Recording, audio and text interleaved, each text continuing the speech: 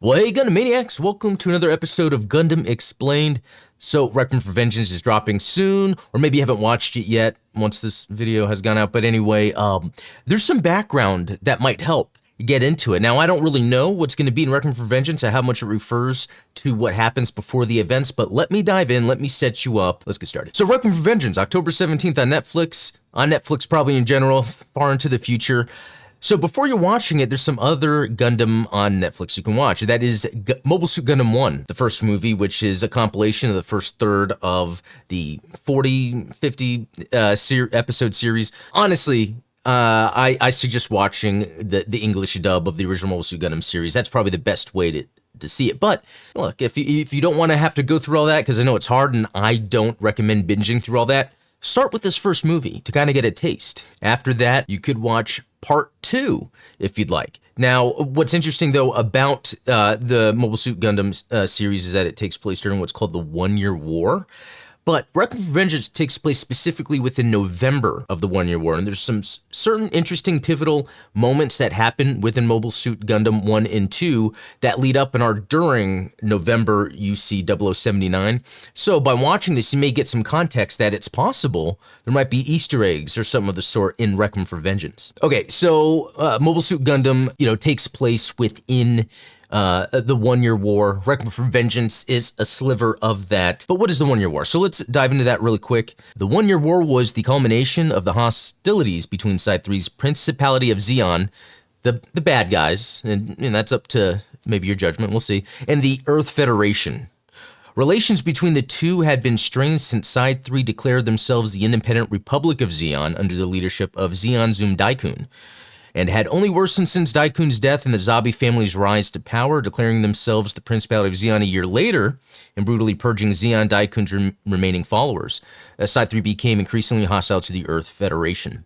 Zeon entered a state of national mobilization, dividing their military into a space attack force, which is always cool to know, that kind of lore, under Dozle Zabi, which is one of the siblings of the Zabi family, and a mobile assault force under the command of Cassilia Zabi, one of the sisters. In January UC 0079, the Principality of Zeon officially declared war on Earth Federation. So January UC 0079, when this takes place in November, Requiem for Vengeance, that is.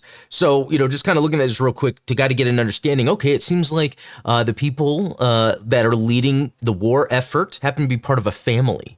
So that kind of gives some cool background behind the Principality of Zeon, because what's interesting about Requiem for Vengeance is it takes place from the point of view of Zeon soldiers, which has happened before in Gundam, usually not with big projects like this, but it is interesting because there are horrible things Zeon does that it could be that people that have just lived their lives under Zeon rule and maybe are fine and wanting to join to help don't realize what's really going on. So let's get some more detail. And yes, I'm just reading the wiki, but hey, it's fun. It's like an audiobook, right? The 1-Year War was the single largest and most devastating conflict of the universal century in both the number of military casualties, civilian deaths, and devastation across the entire Earth sphere. It began on January 3rd, UC 0079, when the Principality of Zeon launched surprise attacks against the Earth Federation-controlled sides, which are groups of colonies. They're divided up into sides around the Earth sphere, which is the area between the Earth and the Moon. There's also some asteroids for mining or even colonies. During the fierce fighting in the first month of the war, weapons of mass destruction were used indiscriminately, with Zeon forces deploying G3 gas in inhabited colonies, attempting a colony drop against the EFF's headquarters at Jabro during Operation British, and the Principality of Zeon using nuclear weapons during the Battle of Loom. So what we're seeing here is Zeon are so desperate that they're willing to do things like gas colonies, drop colonies on Earth, which is insane. And that's actually part of understanding the beginning of like the Universal Century War. And actually, maybe I should back up for a second, because I didn't realize, if you're not too familiar with Gundam, and I'm talking about Universal Century is its own universe and timeline that this particular Gundam exists in, and the Gundam I enjoy, even though I enjoy them all. You've probably heard of Wing Gundam, or G Gundam, or Witch from Mercury. These all take place in different universes. Universal Century is probably the most consistent. That started in 79 and has gone up to this, as I'm recording, October 2024, with the new Requiem for Vengeance. All right, and get back to this. During this period of fighting, each side lost nearly half of their respective populations. That's a lot. After this, both parties agreed to sign the Antarctic Treaty, which, among other things, forbade the use of weapons of mass destruction. Yeah, because they were just killing off everyone that could fight. With the Earth Federation Space Forces devastated, Zeon pressed its advantage by staging an invasion of Earth, dropping mobile suit forces onto the planet during several operations in March of UC-0079. So what's happening is, the Principality of Zeon were kind of the first to sort of revolutionize the use of mobile suits in large-scale battle. This is especially in space against other spacecraft, battleships, and then also we see by March, remember the war started around January, we see by March that they're dropping troops, invading Earth. So during Requiem for Vengeance, we're getting the point of view from Zeon, but it's a group that was sent to invade Earth, but once they got to Earth, all of a sudden they realize Earth Federation forces had this secret weapon they were developing to fight against the Zeon or the Zaku 2 mobile suits, and that's kind of like the main story of Requiem for Vengeance, which I'm very interested in. Okay, this began a long stalemate period between the Earth Federation and the Principality of Zeon, with the Earth Federation slowly giving around until Zeon had control over approximately 2/3 of Earth's surface. In September, the Earth Federation's Project V was scheduled to undergo secret testing inside 7, but was discovered by Zeon forces under the command of Char Aznable. This marks the beginning of the events of Mobile Suit Gundam. So yeah, that marks the beginning of the events.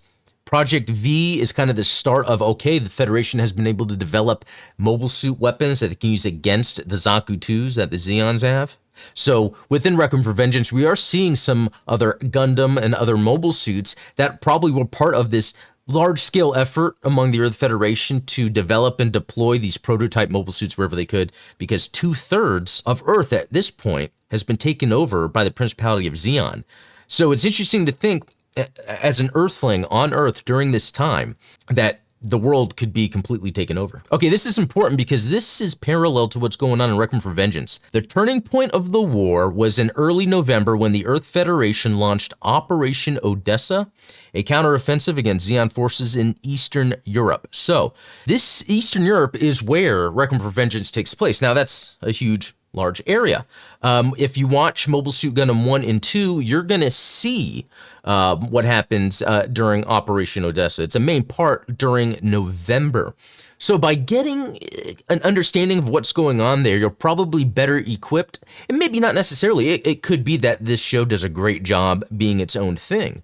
But I think by watching that, you can get some cool background information. I mean, knowing what happens during that time as a huge Gundam fan makes me so much more excited for Requiem for Vengeance. So using almost entirely conventional forces, the Earth Federation was victorious, successfully defeating Zeon forces, forcing much of their force to retreat or surrender. So what's interesting about that is then in Requiem for Vengeance, do we already know what's going to happen? By the end, I guess Zeon forces are going to lose. While that's, what happens story-wise, there's some interesting characters we're going to meet in Requiem for Vengeance, and it's curious to see how much we're going to sympathize with them, or maybe they are reflecting on what the Principality of Zeon is actually doing, and what if they do a turn? I mean, we've seen that happen in Gundam before. And one of those being 08MS Team, which actually is an influence on this project, which is very grounded in terms of the combat that occurs and the weapons that are used. Now, in the original Mobile Suit Gundam, there is something that comes up called the Newtype. It's almost like a force user. It's not too crazy, and it's kind of used minimally in a way. Stuff like 08MS Team doesn't really dive into that. Gundam, Universal Century Gundam, there's certain movies or shows that really do dive into that, and some that really don't. It's kind of a background thing sometimes. I don't know, and that's kind of cool. I don't know how much we're going to see or not see in Requiem for Vengeance. In fact, I'm fine if there is no new type stuff mentioned at all. In fact, I think it would be cool if there was new type, because what Universal Century Gundam stories tend to do are add to the lore, and that's what I really like about newer shows. So if they are to talk new type stuff, it's going to add to the lore. If not, then it's going to be more focused on the more practical battles. And so just to give a brief of the story, for Requiem for Vengeance, is taking place during the late stages of the One-Year War. It follows Iria Sorari, a Principality of Zeon pilot, or I think it's Solari, and it could be just a translation, you know. Principality of Zeon pilot under the Red Wolves Division, who is tasked with defending the European front against the Earth Federation forces' efforts on reclaiming the area. All right, and there you have it. It's not Wing, it's not G Gundam, it's not Witch from Mercury, it's Universal Century, and we're getting a continuation based on some really cool stories that have already existed. So, if you're waiting for Requiem for Vengeance and you plan to watch it, on Netflix you can already watch Mobile Suit Gundam 1, Mobile Suit Gundam 2, even though there's a 3, but 1 and 2 really have a lot of what's going on in the world to kind of help kind of inform what you see in Requiem for Vengeance. Because I'm sure as we look around, as we're watching and see things happen, there's going to be a lot of references that might not necessarily be pivotal to knowing the story, but might add more of that world building to kind of like immerse you more into the story. And then if you want to check out some of the influences that led to the creation of Requiem for Vengeance, check out 08th MS Team if you haven't, because that's one that's usually universally praised. I don't think you really come across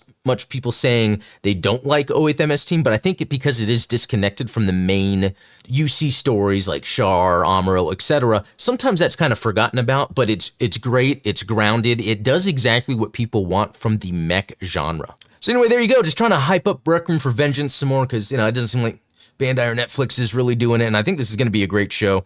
It adds to the legacy of Gundam that already exists, but also could bring in new fans, kind of preparing us for the live-action movie. So anyway, guys, there you go. Let me know what you think below in the comments, and yeah, until next time, be cool.